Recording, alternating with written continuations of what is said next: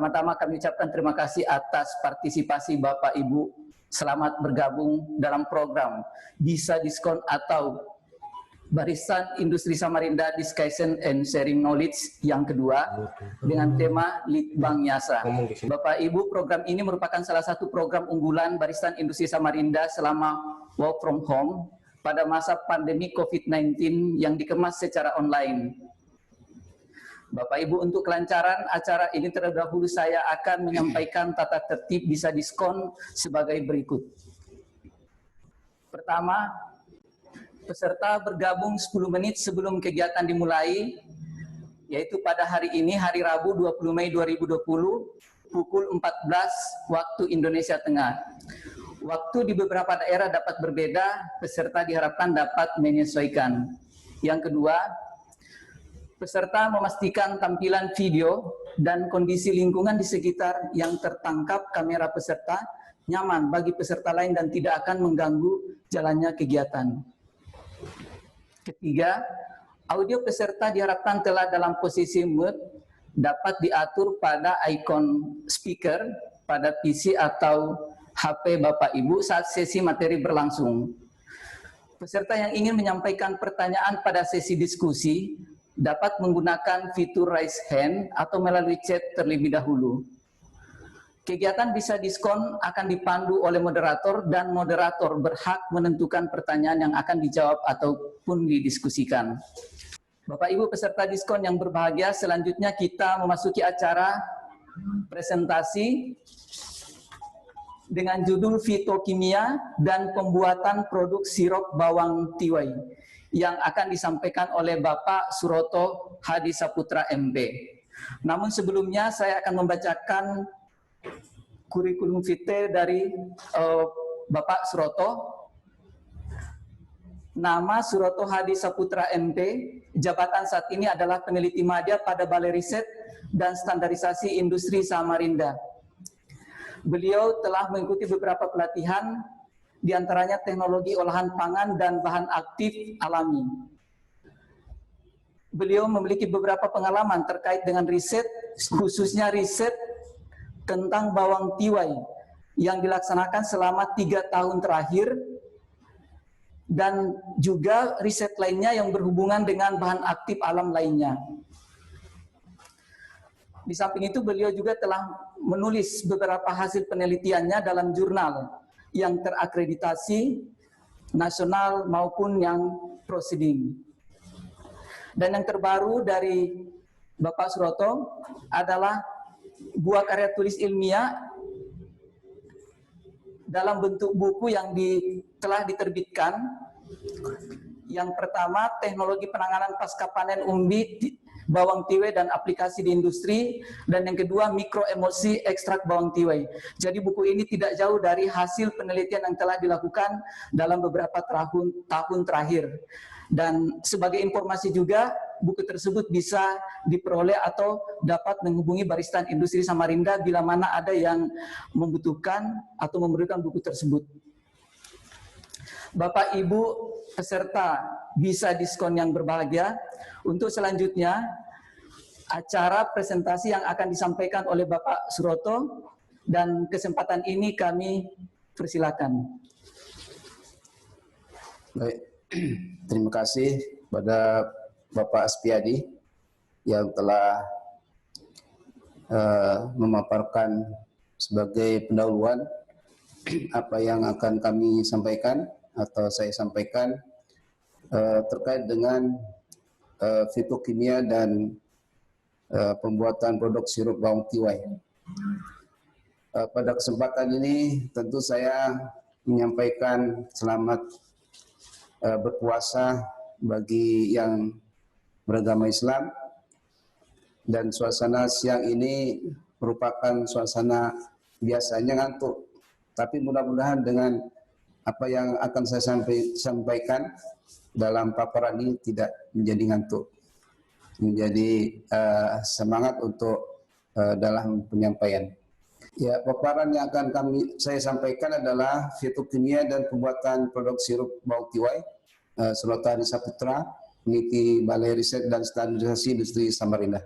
Adapun outline paparan yang saya akan sampaikan, yang pertama adalah aneka ragam nama bawang tiwai, fitokimia bawang tiwai, alur proses pembuatan produk sirup bawang tiwai, dan manfaat sirup bawang tiwai untuk kesehatan.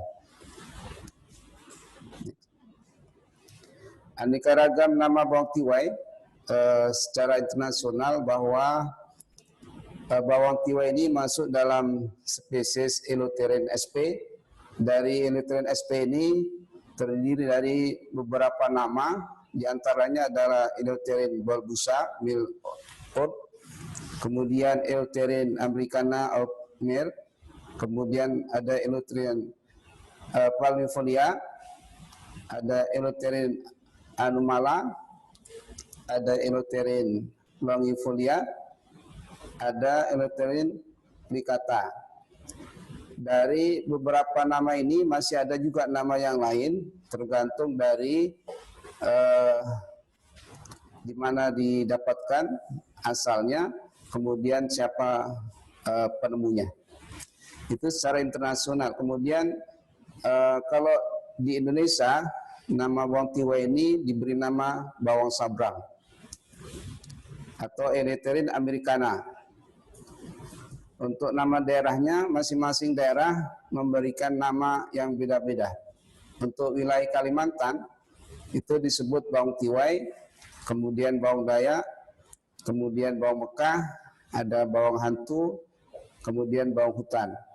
Nama ini juga kebanyakan diperoleh dari etnis Dayak yang memberikan nama karena pada saat awal-awal penggunaan bawang tiwai ini adalah digunakan oleh etnis Dayak. Kemudian untuk nama Jawa adalah bawang seberang. Menurut cerita, untuk mendapatkan bawang tiwai ini harus menyeberang dulu ke daerah Kalimantan, sehingga diberi nama bawang seberang. Untuk wilayah Sumatera disebut sebagai bawang kapal, kemudian bawang Mekah. Menurut cerita juga untuk wilayah Sumatera, untuk mendapatkan bawang tiwai di daerah Kalimantan itu harus naik kapal dari Kalimantan ke Sumatera. Next. Berikutnya adalah fitokimia bawang tiwai.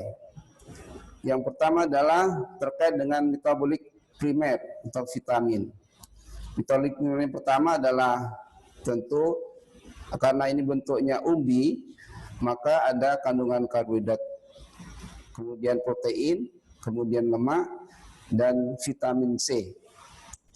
Untuk metabolik sekundernya adalah salah satu kandungan kimia yang terdapat pada tanaman yang sebenarnya dari sisi kegunaan utama sebagai kegunaan pendamping, karena untuk menyelamatkan posisinya dari gangguan hama atau penyakit. Yang pertama adalah alkaloid, kemudian steroid, ada triterpenoid, ada fenol, ada flavonoid, kemudian ada glikosida, kemudian ada naptalin, ada anthraquinone, ada naproquinone. Next. Nah, komponen besar di antara beberapa fitokimia yang terdapat pada bawang tiwai, yang pertama adalah naptalin. Dilakukan isolasi, terdapat beberapa bagian dari naptalin. Yang pertama adalah eleuterol, ada hongkonin, ada eleutosid A, eleutosid B, eleukanarol, isoeleuterol, 25-dimetil 10 hidroksi naptopiron, 8 obeta glucopyranosid, ada eleuterinosid A, eleuterinosid B, ada katsunik acid, beta sitosterol. 1,3,6 trihidroksi, 8 metalan propinon, 9,9 dihidroksi, 8,8 dimetoksi, 1 dimetil, 1H, 4,4 bisnapta, 2,3C, funanil, 3,3 ion. Kemudian yang terakhir adalah 6,8 dihidroksi, 3,4 dimotoksi, 1 metil quinon, 2 karboksilik acid metil ester. Next. Kemudian komponen kimia yang lain berikutnya adalah antraquinon. Antraquinon itu terdiri dari eleuteroquinon A, eleuteroquinon B, 4,8 hidroksi 3 metoksi 1 metil antraquinon, 2 karboksilik acid metil ester, 8 hidroksi 3,4 dimetoksi 1 metil quinon, 2 karboksilik acid metil ester, 3,8 trimetoksi 1 metil antraquinon, 2 karboksilik acid metil ester, 1,2 dihidroksi 8 metoksi 3 metalan quinon, dan yang terakhir dari antraquinon adalah 2 asetil 368 trihidroksi 1 metil antraquinon. Kelompok yang lain adalah naptoquinon. Di antaranya yang masuk dalam grup naptoquinon adalah eleuterin, isoleterin, elakanasin, dihidroksieleuteron, 1,5 hidroksi 3 metil antraquinon, dan eleutinol. Next. Berikutnya adalah proses pembuatan sirup bawang tiwai. Pembuih bawang tiwai dipisahkan dari organ yang tidak digunakan dalam pembuatan sirup bawang tiwai. Di antaranya adalah daun, akar, kulit yang rusak atau kulit yang tua, dan kotoran atau tanah. Berikutnya, umbi bawang tiwai dibersihkan menggunakan air bersih, kemudian dilakukan pembuburan. Setelah dilakukan pembuburan, dilakukan pemasakan dengan suhu 50 sampai 70 derajat Celcius. Selanjutnya dilakukan penyaringan, akan diperoleh sari umbi bawang tiwai atau ekstrak bawang tiwai. Selanjutnya dimasak kembali dengan menambahkan gula dengan komposisi atau presentasi 60 sampai 70%. Setelah itu akan diperoleh sirup bawang tiwai. Next. Setelah mendapatkan sirup bawang tiwai, tentu dilakukan analisa secara in vitro, yaitu sirup bawang tiwai tersebut. Setelah dilakukan analisa, pertama parameter adalah fenolik, kemudian flavonoid, kemudian antioksidan, kemudian bagaimana kemampuan untuk menahan atau mencegah daripada mikrobiologi yang terdapat di dalam sirup bawang tiwai. Selain analisa secara in vitro, maka ditindaklanjuti dengan secara in vivo menggunakan hewan coba. Menggunakan hewan coba ini adalah menggunakan mencit. Ini ingin membuktikan apakah antioksidan yang terdapat di dalam bawang tiwai itu, sirup bawang tiwai itu memberikan efek atau manfaat nilai positif dari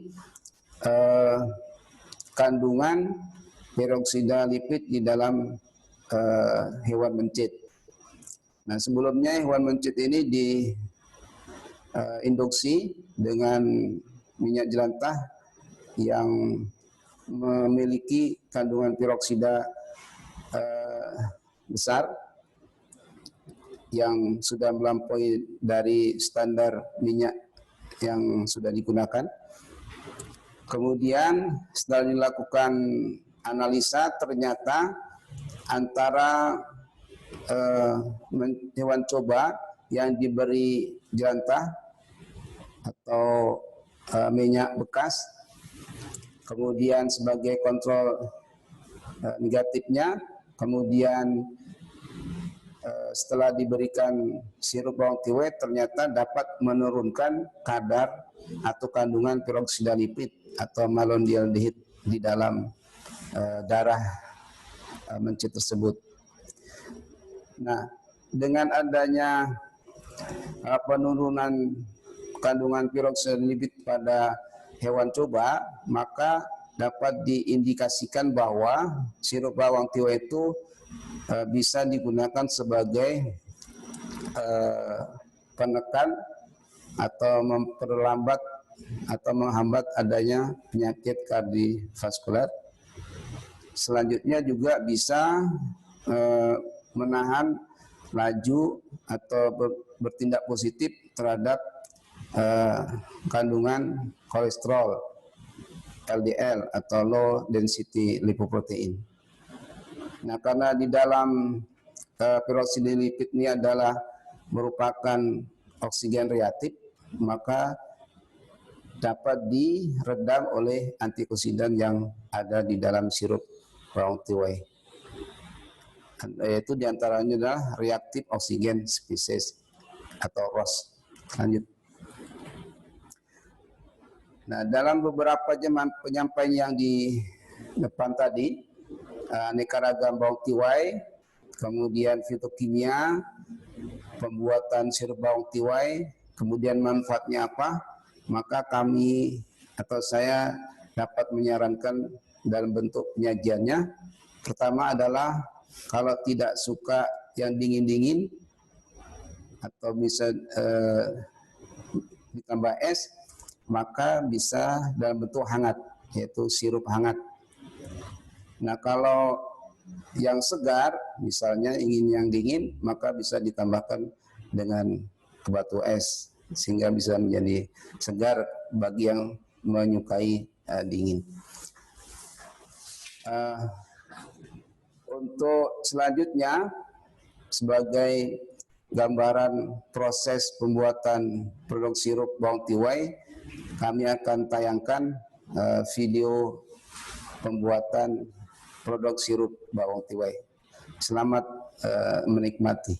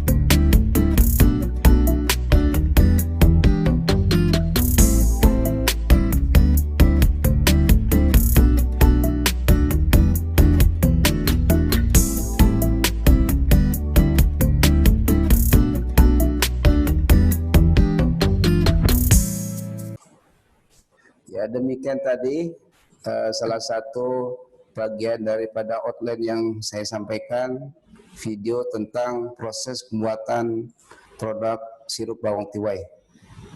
Terima kasih atas atensinya. Untuk selanjutnya adalah saya serahkan kepada Bapak Sbiadi untuk memandu acara selanjutnya. Terima kasih. Terima kasih Pak Suroto, paparan yang sangat menarik.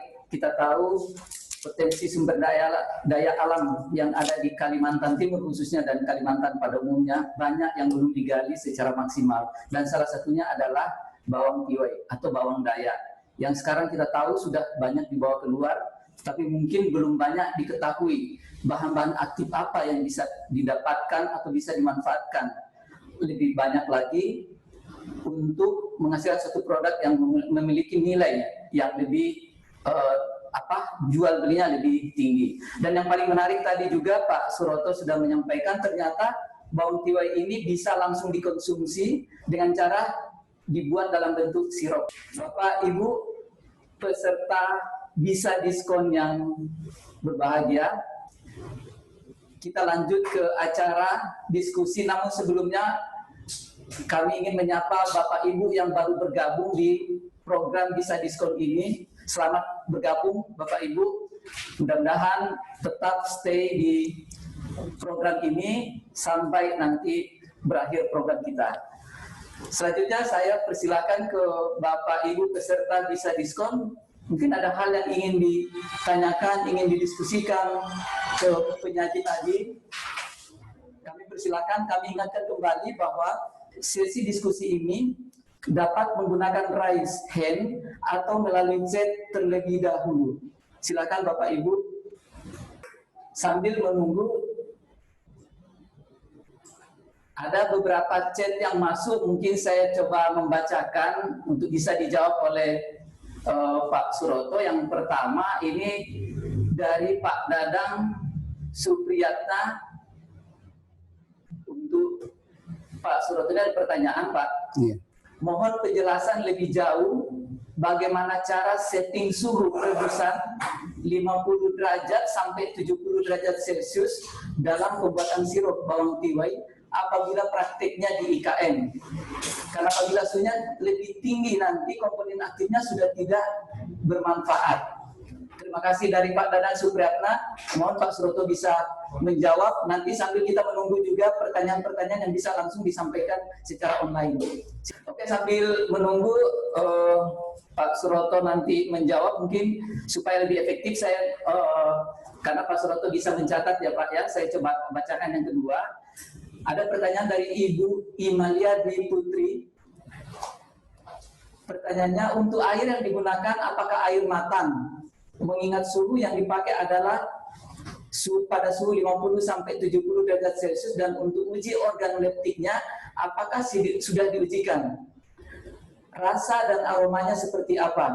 Terima kasih. Ini pertanyaan yang arahnya ingin mengembangkan untuk satu produk yang bisa dikembangkan oleh industri Pak Suroto bisa. Ini ada dua pertanyaan yang sudah masuk. Mungkin ini dulu yang bisa Pak Suroto jawab Pak. Baik, terima kasih Bapak Dadang Supriyatna yang mempertanyakan terkait dengan bagaimana mengatur suhu pada kisaran 50 sampai 70 derajat Celcius pada saat pembuatan sirup bawang tiwai. Nah, pada saat pembuatan sirup bawang tiwai memang kita menggunakan peralatan yang sederhana sebagaimana tayangan pada video yang sudah kami sampaikan, bahwa untuk mengontrol suhu itu kita gunakan namanya alat pengukur suhu yaitu termometer. Nah, pada saat pemasakan sirup bawang tiwai tersebut, maka suhu dapat dimasukkan dalam cairan bawang tiwai tersebut. Jika suhunya keadaannya panas dari bawang tiwai tersebut, maka suhunya akan naik. Kemudian pada suhu tertentu kita akan mengecilkan besaran api yang ada pada kompor. Dengan adanya pengecilan nyala api dalam kompor, maka suhu dapat dikendalikan atau dapat dikondisikan dengan suhu yang kita inginkan. Karena jika suhu lebih dari 70 derajat, maka bisa menyebabkan kandungan bahan aktif yang ada di dalam bawang tiwai pertama bisa rusak, bisa juga kadarnya bisa berkurang. Itu jawaban untuk Pak Dadang Supriyatna. Kemudian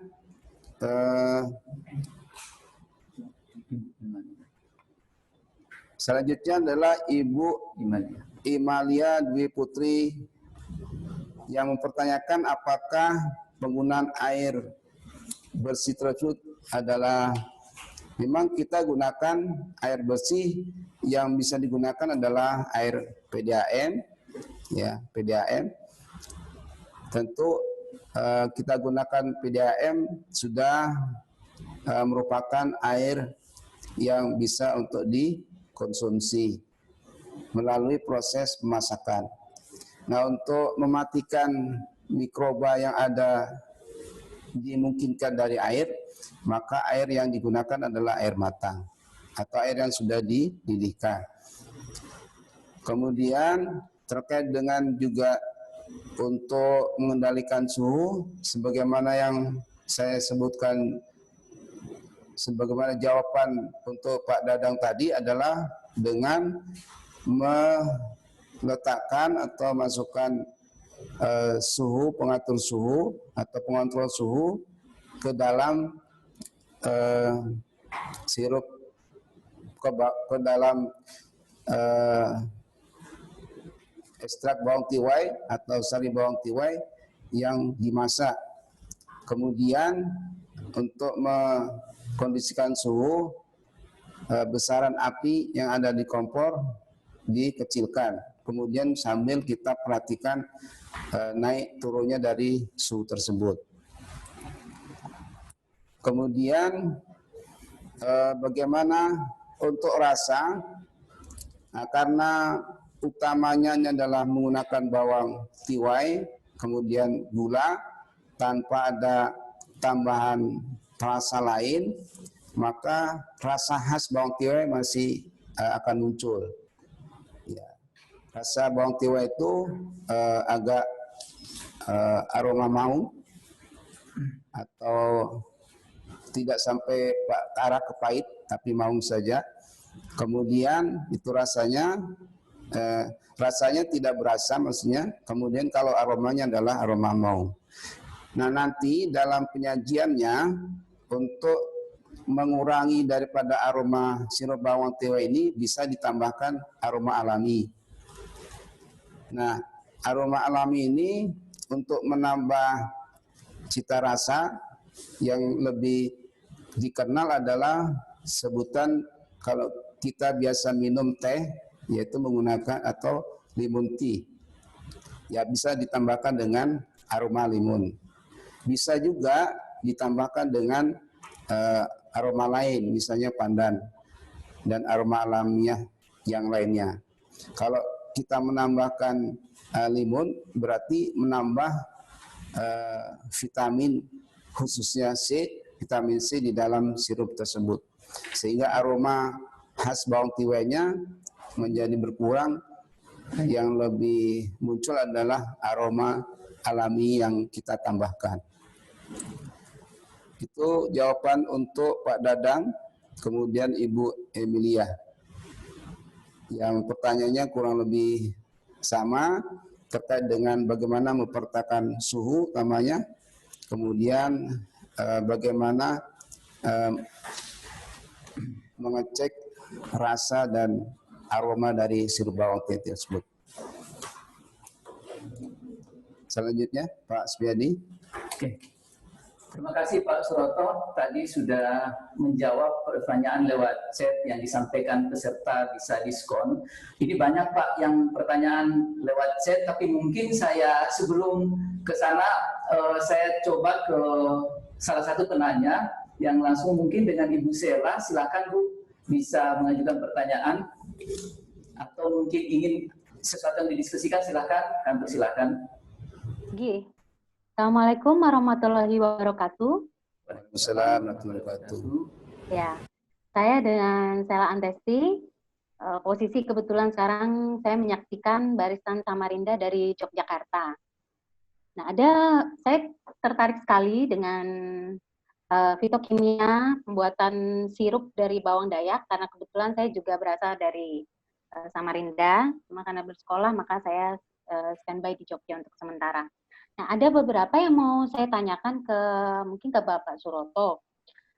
Pak Suroto, ini kan tadi disampaikan oleh Pak Suroto untuk proses pemasakan sendiri, pemberian suhu tidak boleh lebih dari 70 derajat Celcius karena dikhawatirkan akan merusak kandungan dari bawang tiwai itu sendiri, di mana kandungannya itu juga menjadi selling point, istilahnya sesuatu yang memang kita unggulkan di dalam pembuatan dari berbahan dasar bawang dayak.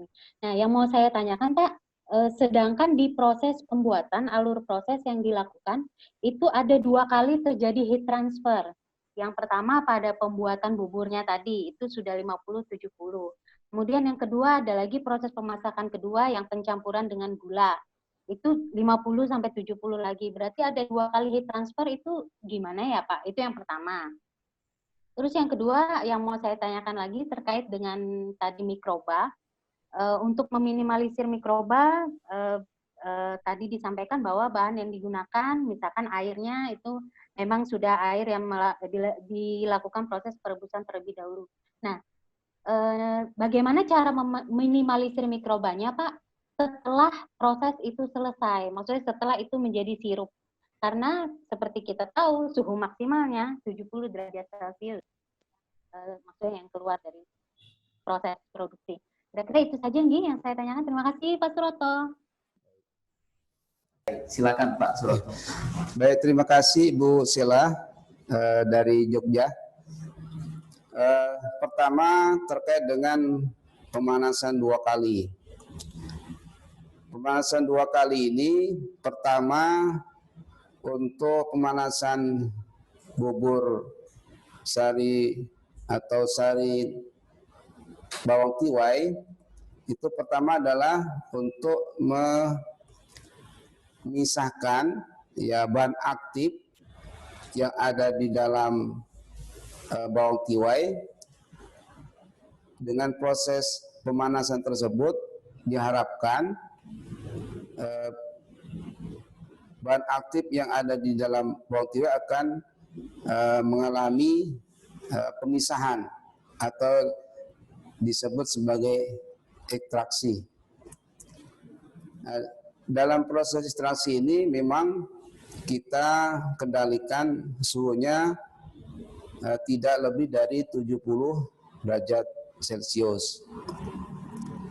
Kemudian setelah diharapkan dengan 70 derajat Celcius tersebut, beberapa mikroba yang kemungkinan terdapat di bawang tiwai diharapkan ada tidak lagi aktif. Kemudian yang pertama kita akan mendapatkan bahan aktif dari bawang tiwai, pemanasan pertama. Kemudian yang kedua diharapkan mikroba yang ada di dalam bawang tiwai tersebut pada suhu tertentu akan tidak aktif. Itu yang pertama. Kemudian setelah dipanaskan untuk mendapatkan bahan aktifnya tersebut dan memisahkan ampas daripada sari atau bubur dari bawang tiwai tersebut dilakukan penyaringan. Filtrat atau sarinya itulah sebagai bahan utama untuk sirup bawang tiwai. Selanjutnya adalah pemanasan kedua. Pemanasan kedua ini dengan proses penambahan gula. Jadi untuk melarutkan gula pada proses kedua tersebut supaya gula yang kita tambahkan lebih mudah larut dalam proses pembuatan sirup tersebut. Nah, kenapa kita lakukan 2 kali dan proses akhirnya diberikan gula? Kalau ya tentu jika pemanasannya hanya sekali pada saat pemanasan pertama kemudian gula ditambahkan, maka gula yang diharapkan 100% sebagaimana komposisi yang telah kita tentukan itu akan diperoleh. Namun kalau dilakukan pemanasan yang tahap pertama saja, maka gula akan sebagian tertinggal pada residu atau ampas dari umbi bawang tiwai tersebut. Itu yang kenapa latar belakangnya harus 2 kali. Kemudian terkait dengan bagaimana untuk meminimalisir daripada mikroba setelah dilakukan setelah proses pembuatan sirup selesai. Yang pertama tentu diharapkan pada saat proses pembuatan sirup itu, pertama peralatannya tentu harus kita bersihkan, ya. Kemudian dijauhkan dari tempat-tempat bersarangnya mikroba. Ya. Kalau misalnya di industri, tempat dapur kita jauh dari tempat MCK. Itu salah satu mengendalikan mikroba. Kemudian yang kedua, pada saat proses pengemasan itu pada posisi masih panas, sehingga diharapkan karena ini masih posisinya tanpa ada penambahan bahan pengawet, sehingga proses pengemasannya dalam posisi panas, kemudian dikemas dengan botol kaca. Itu sebagai jawaban dari saya, Mbak Sela, terkait dengan 2 kali pemanasan, kemudian meminimalisir daripada cemaran mikroba yang kemungkinan terdapat pada sirup bawang tiwai pasca proses selesai. Demikian Pak Asbiadi. Terima kasih Pak Suroto. Mudah-mudahan tadi pertanyaan dari Bu Sela terjawab oleh Pak Suroto. Sekali lagi kami ucapkan terima kasih. Kemudian kita ke pertanyaan selanjutnya. Ini pertanyaan yang disampaikan lewat chat. Yang pertama saya coba bacakan. Dari Pak Yusuf, saya adalah petani. Wah, ini identitasnya Pak ya. Iya Pak. Itu cara mengolah bawang dari kebun bagaimana Pak? Yang diambil apanya? Karena beberapa pengolahan bawang tiwai itu ada yang dikeringkan dan dibuat minuman kesehatan. Nah, itu pertanyaan dari Pak Yusuf. Mungkin saya bacakan langsung 3 ya Pak Roto ya, supaya bisa nanti dijawab secara berturut-turut, atau 4, kebetulan yang ada masuk 4 yang bisa saya ini lihat. Kemudian yang dari Pak Adi Setiadi, apakah ada perbedaan bawang tiwai yang berasal dari Sumatera, Jawa maupun Kalimantan dari segi morfologi dan fitokimianya? Pak Suroto bisa jawab. Kemudian yang ketiga dari Ibu Elisa Listianti dari Politeknik. Ini pertanyaan adalah berapa perbandingan air dengan bawang tiwai? Ini mungkin pembuatan sirup ya Pak Suroto. Kemudian yang keempat, mungkin 4 dulu saya coba bacakan dari Ibu Imas Solihat. Nah, ini pertanyaannya, materinya ini sangat menarik. Makasih banyak Ibu Imas. Pertanyaannya adalah apakah ampas dari hasil penyaringan dapat dimanfaatkan? Karena tadi banyak ampasnya Pak Suroto, mungkin bisa dijawab Pak. Ada 4 pertanyaan lewat chat, silakan Pak Suroto. Baik, terima kasih. Penanya yang berikutnya adalah Bapak Yusuf ya. Bapak Yusuf ini merupakan petani, bawang petani.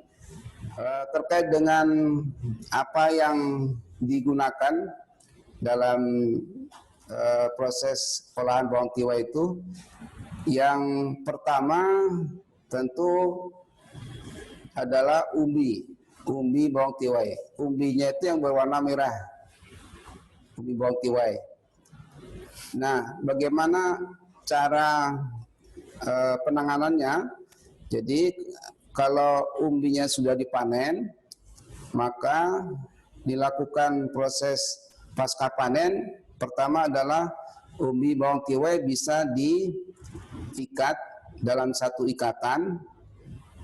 Kemudian tahap berikutnya adalah menghilangkan sebagian daunnya. menghilangkan sebagian daunnya itu pertama adalah untuk mengurangi dari kegiatan proses respirasi. Kemudian berikutnya adalah mengurangi daripada beban pada saat pengangkutan. Berikutnya adalah kotoran, kemudian akar dan lainnya sebaiknya tidak dibuang, ya, karena masih dalam proses pematangan. Jika akar, ya, kemudian kulitnya dibuang sebagian, maka akan bisa menyebabkan kontaminan mikroba lain bisa terjadi.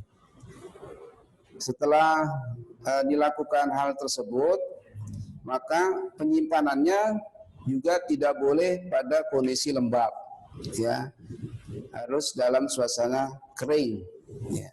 Karena jika posisi lembab bisa menyebabkan tumbuhnya mikroba, khususnya jamur. Nah, itu diharapkan penanganan pasca panennya sebagian besar seperti itu, Pak Yusuf. Kemudian utama yang digunakan adalah umbi. Sebenarnya berdasarkan hasil penelitian yang lain, organ tanaman bawang tiwai itu selain umbi bisa juga organ misalnya daun. Sebagian penelitian bahwa di dalam daun itu juga mengandung beberapa fitokimia, ya, bisa terdapat adanya utamanya flavonoid, kemudian beberapa jenis senyawa kimia yang lain. Jadi bisa umbinya utamanya Pak Yusuf, kemudian daunnya juga bisa.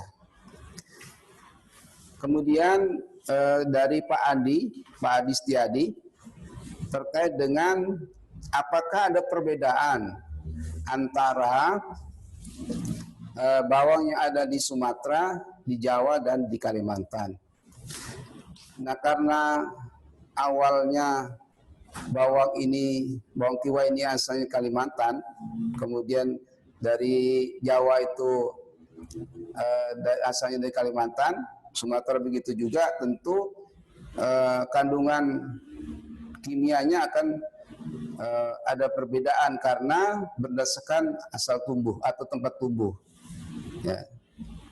Dan selain tempat tumbuh juga iklim, ya, Kalimantan tentu beda sama Jawa dan Sumatera, sehingga akan mempengaruhi daripada fitokimia yang ada dalam bawang tiwai tersebut.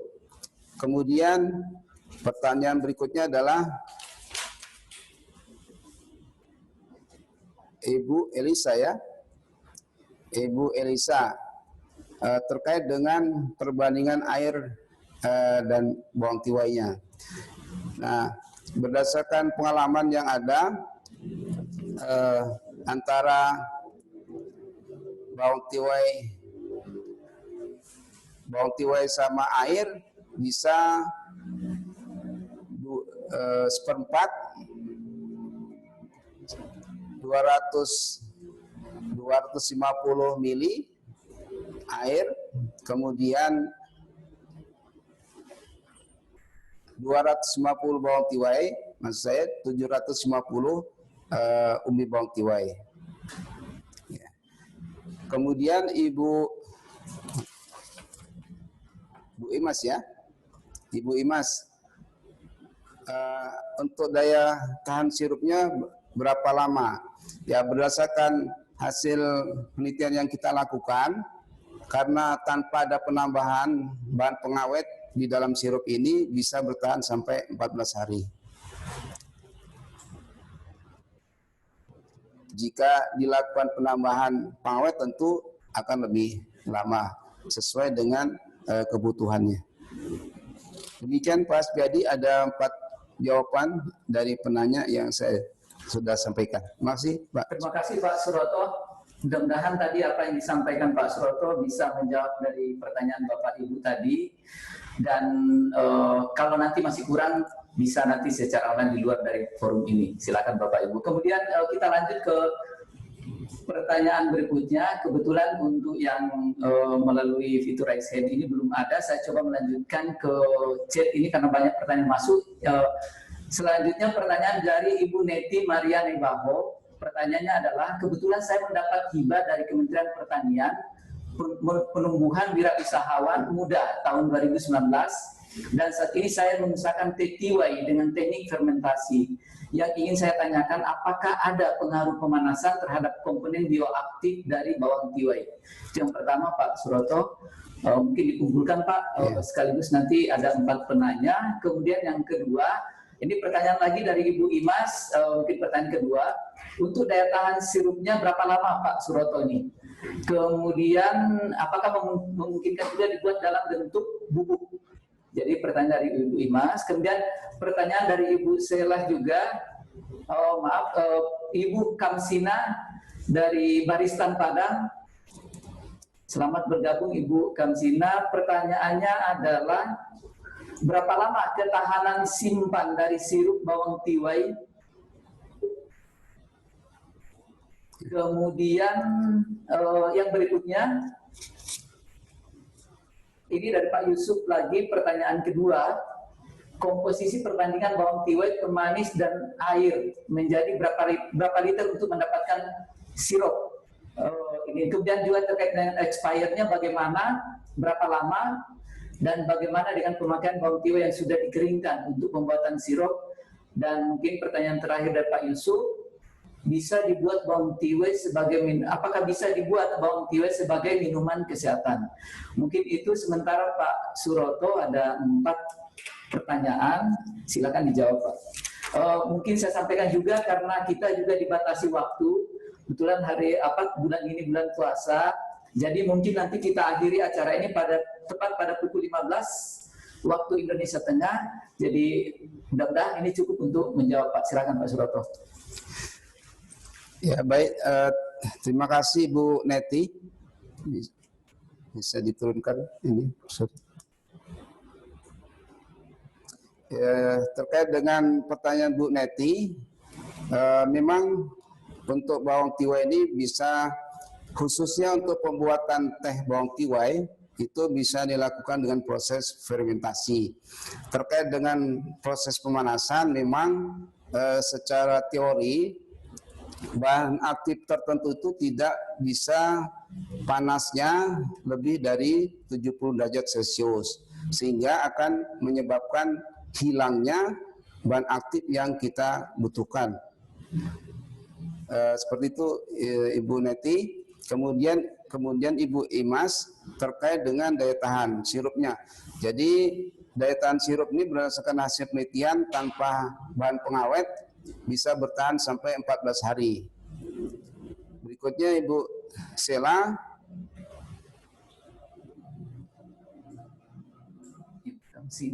Ibu Kamsina terkait dengan ini juga daya tahannya.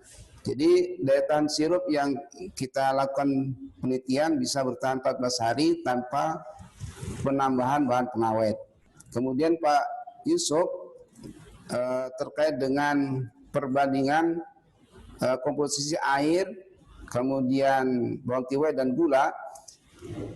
Untuk pembuatan sari tiwainya antara air dan tiwai adalah 250 gram bawang tiwai, 750 air. Kemudian setelah kita dapatkan bawang tiwainya, sari bawang tiwainya, maka kita ambil dengan perbandingan 30 bawang tiwai, kemudian 70 bagian dari gula. Sesuai dengan standar SNI 2013, minimal sukrosa dalam sirup bawang tiwai terdapat 65%. Demikian Pak Spedi. Oke, terima kasih Pak Suroto. Tadi sudah menjawab beberapa pertanyaan dari peserta bisa diskon. Mudah-mudahan ini sesuai dengan pertanyaan tadi Pak ya, jawabannya yang diharapkan dari peserta. Sebelum saya lanjutkan Pak Spedi, mohon maaf ini ada tinggalan pertanyaan Pak Yusuf. Untuk yang betulnya kering ya bentuknya kering, bisa juga digunakan untuk bahan sirup. Namun dengan catatan karena perubahan warnanya sudah terjadi, sehingga hasil sirup yang kita peroleh tidak akan lebih menarik karena sudah bahan bakunya sudah kusam. Karena terjadinya pengaruh adanya pemanasan sinar matahari. Kemudian untuk sirup ini bisa digunakan sebagai minuman fungsional karena di dalamnya terdapat beberapa bahan aktif yang berfungsi untuk kesehatan. Berikutnya saya serahkan ke Pak Asbiadi. Oke, terima kasih Pak Suroto, tadi tambahan ya Pak ya. Iya. Mungkin ada satu lagi dari peserta ini lewat chat dari Ibu Indah Tri Anova. Oh, mohon maaf Ibu Indah. Dilihat dari warna sirup cukup bagus. Apakah sudah diuji cobakan untuk pemanfaatan bawang tiwai sebagai pewarna pada bahan pangan? Kemudian nah, ada satu pertanyaan tadi Pak Suroto mungkin terlewatkan ya, dari Ibu Imas terkait dengan ampas yang dihasilkan itu bisa dimanfaatkan untuk apa? Atau mungkin sudah diteliti Pak Suroto, silakan Pak dijawab pada dua tadi. Dan mungkin tambahan satu dari Muhammad Hakim ya tadi ya, terkait dengan materi, nanti akan kami sampaikan ke panitia, apakah boleh diperoleh materinya untuk bahan dikembangkan nanti oleh peserta. Nanti akan saya sampaikan ke panitia. Makasih banyak. Baik, saya akan jawab pertanyaan dari Mbak Indah atau Ibu Indah ini ya, terkait dengan tampilan warna dari sirup. Sebenarnya bahan asalnya bawang tiwai ini dia berwarna merah. Berdasarkan analisa kimia, dia atau bawang tiwai mengandung antosianin. Antosianin ini bisa digunakan untuk pewarna pangan alami. Dan di Samarinda, Baristan Samarinda juga telah melakukan riset atau kegiatan penelitian pewarna alami dari bawang tiwai digunakan untuk produk kacang goyang. Nah, selain itu bisa juga digunakan untuk bahan pewarna lain, misalnya ke roti misalnya, atau ke bahan makanan lain yang mengendaki warnanya dalam posisi warna merah. Bisa digunakan Bu atau Mbak Indah. Kemudian berikutnya adalah Ibu Imas. Oh ya, jadi ampas dari hasil samping pembuatan sirup ini bisa digunakan berdasarkan hasil analisa bahwa ampas itu masih mengandung beberapa fitokimia. Di antaranya adalah flavonoid, kemudian antosianin.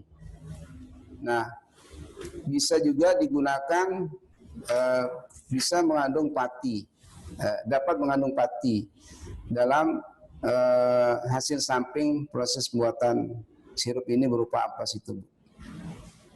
Oke, itu Pak Asmedi.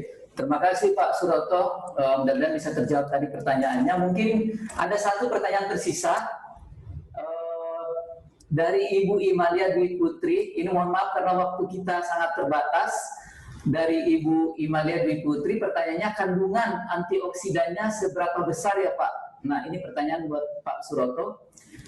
Kalau nanti masih ada waktu, nanti mungkin masih saya coba nanti kita tambahkan kalau masih ada waktu, karena waktunya sudah pukul 15. Silakan Pak Suroto di satu pertanyaan. Ya, pada hasil penelitian yang sebelumnya, memang kita pada saat itu tidak mengukur inhibisi konsentrat atau konsentrasi, tapi kita mengukur daya hambatnya. Seberapa besar daya hambat dari sirup bawang tiwai ini berdasarkan hasil analisa dapat mencapai 60-70% mampu menghambat daripada radikal bebas, khususnya bisa diterapkan di dalam hewan coba yang kami lakukan, baik itu secara in vivo, in vitro yang terdapat pada sirup bawang tiwai.